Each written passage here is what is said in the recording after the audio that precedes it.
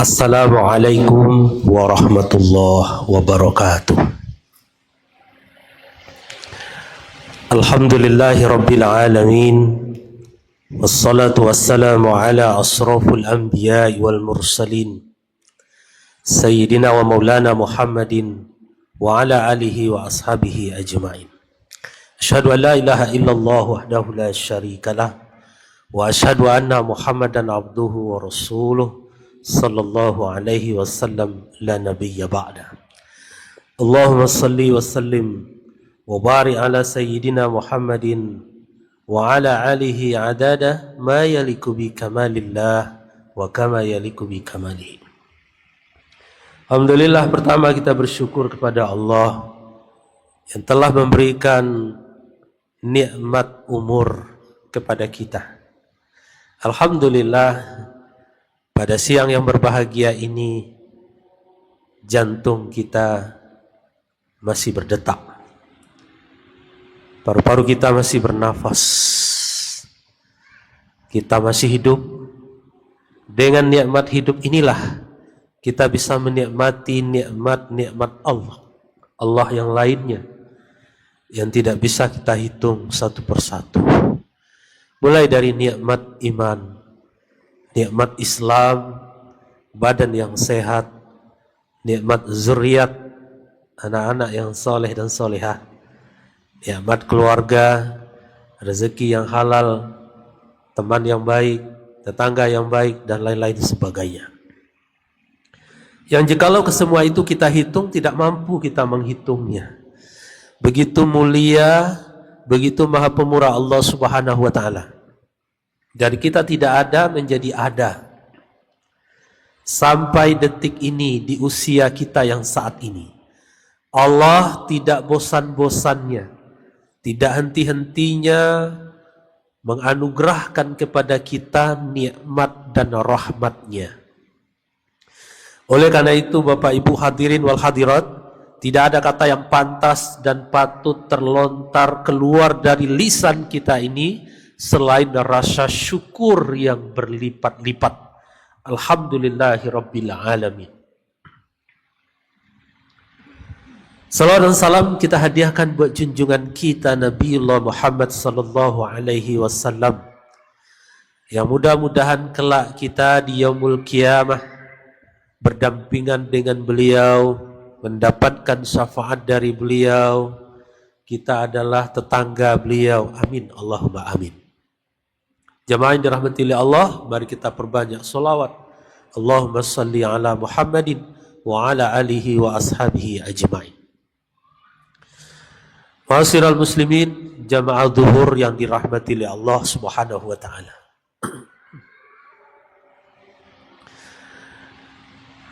Sekitar 1 tahun yang lewat, ada sepasang suami istri mendatangi saya ba'da sholat isya di Masjid Al-Hamid Daduk Tunggul Hitam dekat rumah saya. Dia langsung berkata, "Ustadz,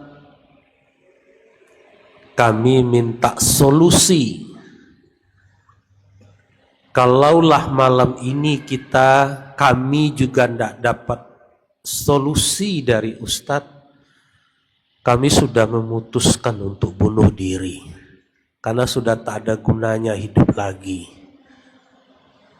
Saya dengan wajah santai, suara pelan bertanya, "Seberapa besar masalah Bapak dan Ibu?"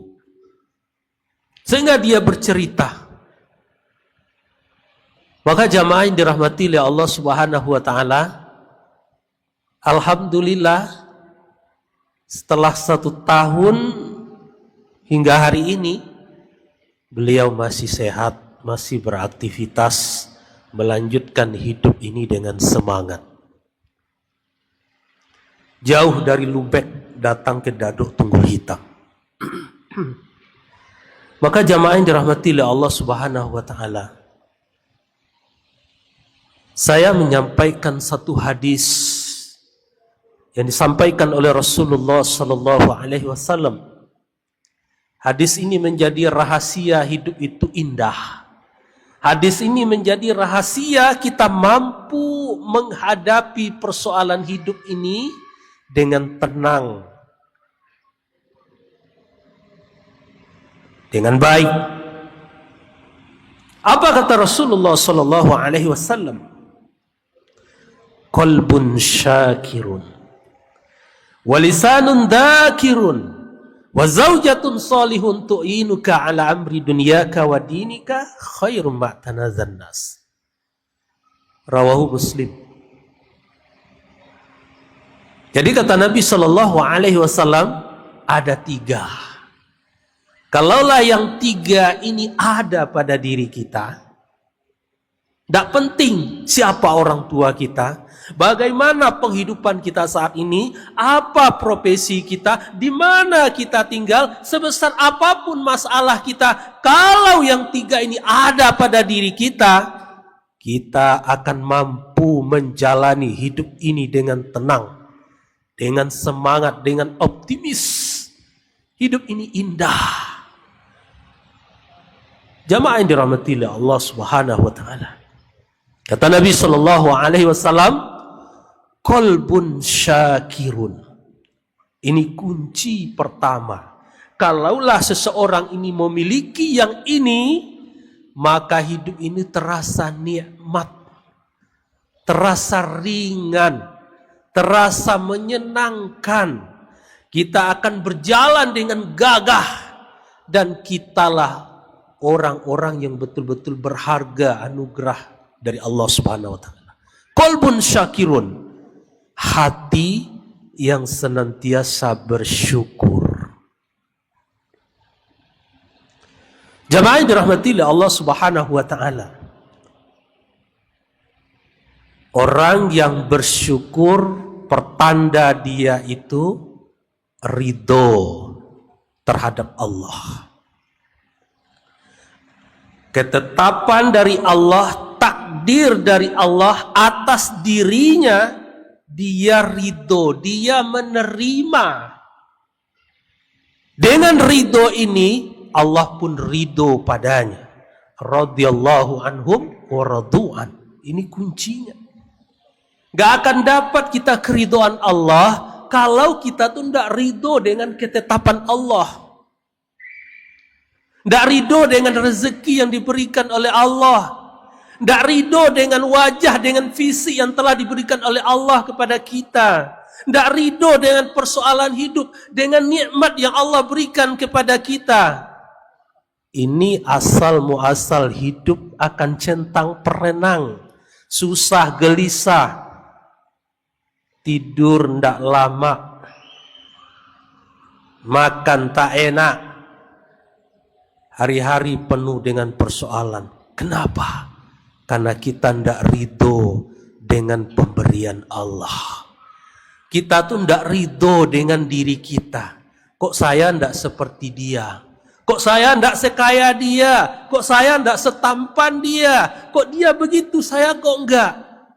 Ini tanda-tanda bahwa kita tidak ridho dengan apa yang diberikan oleh Allah. Orang yang bersyukur adalah orang yang ridho, menerima segala ketetapan dari Allah. Yang kedua, orang yang bersyukur, dia akan qanaah, merasa cukup. Rezeki itu seberapa banyaknya, seberapapun banyaknya, itu nggak akan pernah cukup, Bapak Ibu. Kalau diri kita tidak punya yang namanya qanaah. Bahkan Nabi SAW mengatakan, kalaulah sekiranya Allah memberikan kepadamu 1 lembah yang berisi emas, engkau akan tetap meminta 2 lagi. Sudah dikasih 3, engkau akan meminta 6. Begitulah hawa nafsu. Tidak pernah cukup. Dah banyak dikasih oleh Allah nikmat, tetap aja merasa tidak cukup. Indonesia saat ini, persoalan yang paling berat adalah persoalan kemiskinan.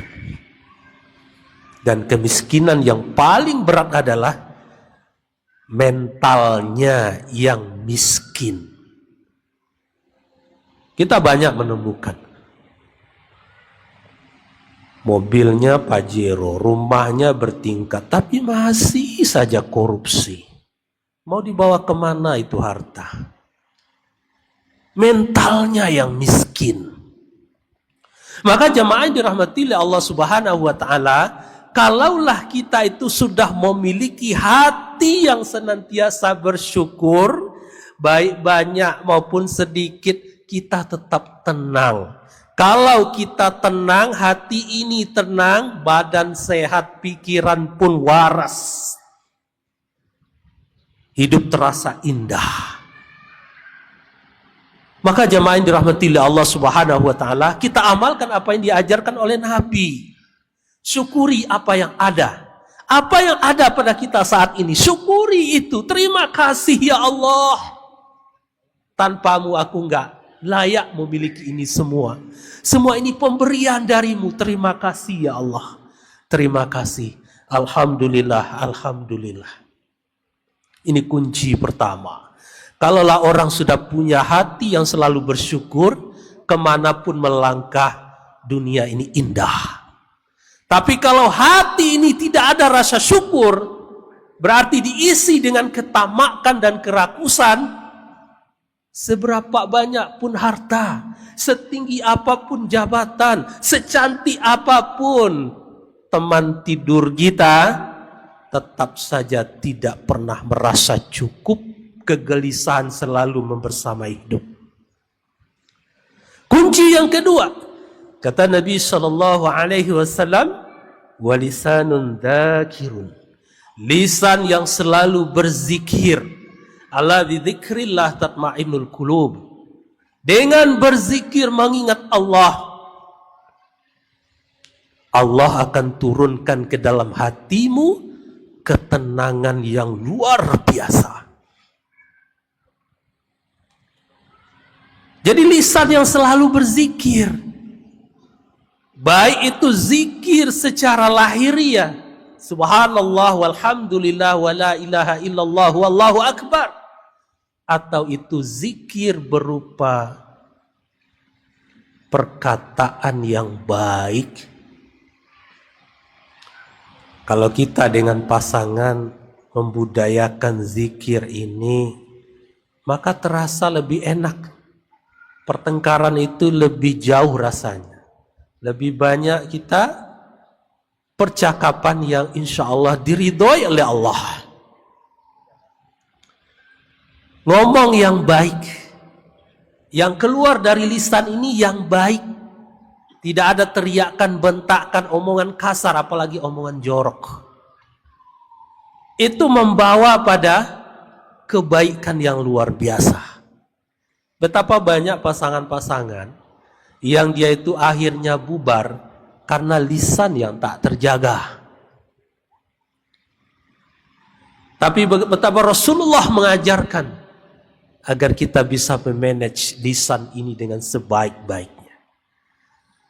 Kalau lisan ini manis, enak didengar.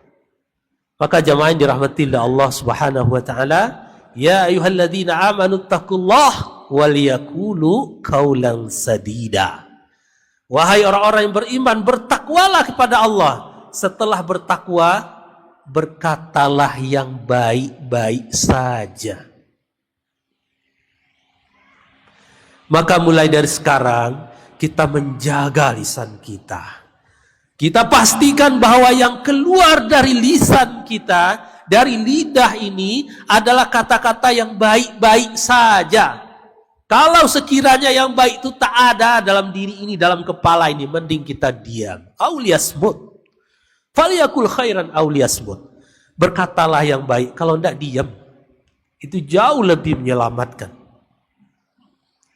Yang ketiga, ketika seseorang itu memiliki poin yang pertama, yang kedua, dan yang ketiga kata Nabi, maka sungguh dia telah memiliki segala-galanya dari dunia ini. Apa itu? Wa zaujatun salihun tu'inuka ala amri dunyaka wa dinika khairu ma tanazzanas. Memiliki pasangan yang soleh, istri yang solehah, suami yang soleh, yang saling berkolaborasi, membantu satu sama lain dalam urusan dunia dan akhirat. Fitrahnya laki-laki yang bekerja, tapi sekarang banyak yang ibu-ibu yang bekerja, laki-laki yang di rumah. Kalau itu sudah kesepakatan, tidak ada yang salah. Kolaborasi. Kolaborasi dalam segala hal. Ketika suami bermasalah dengan keuangan, istri harus maju ke depan.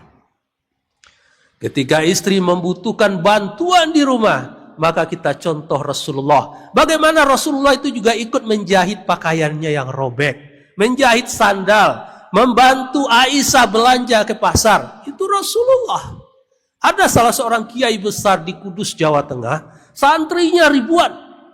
Tapi Bapak Ibu yang dirahmati oleh Allah Subhanahu wa taala, dia berkata sendiri, dia sering bantuin istrinya ngulek, menggiling lado. Karena kalau digiling lado kok pakai batu lebih enak ketimbang di blender.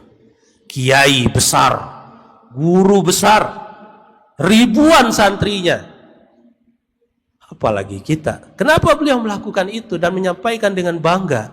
Rasulullah saja, pemimpin alam ini, melakukan hal yang demikian. Rasulullah saja, uswah dan qudwah kita semua, melakukan hal yang demikian. Wa zaujatun solihun tu'inuka ala amri dunyaka wa dinika khairu ma'tanazan nas. Maka jamaah yang dirahmati oleh Allah Subhanahu wa taala, penguji yang paling berat dalam hidup ini adalah orang yang paling dekat dengan kita, orang yang paling kita cintai. Kalaulah kita di kampus mau ujian, skripsi, tesis, disertasi dan segala macam, yang menguji dosen penguji, guru besar. Penguji yang paling berat itu adalah orang yang paling dekat dengan kita. Kalau kita suami, ya istri kita. Lolos tidak kita dengan ujian-ujian yang Allah berikan lewat dia? Kita sebagai orang tua, lewat anak kita. Mampu tidak kita melewati ujian yang dipaparkan oleh anak-anak kita? Kalau kita betul-betul orang tua yang selalu belajar memperbaiki diri. Maka jamaah yang dirahmati oleh Allah Subhanahu wa taala, baiti jannati, kata orang Arab. Ini bukan hadis. Rumahku, surgaku. Surga itu ada di dunia ini. Kata Imam Ali bin Abi Thalib, surgamu itu ada di rumahmu. Sebagaimana beliau mengatakan tafsir fid dunya hasanah.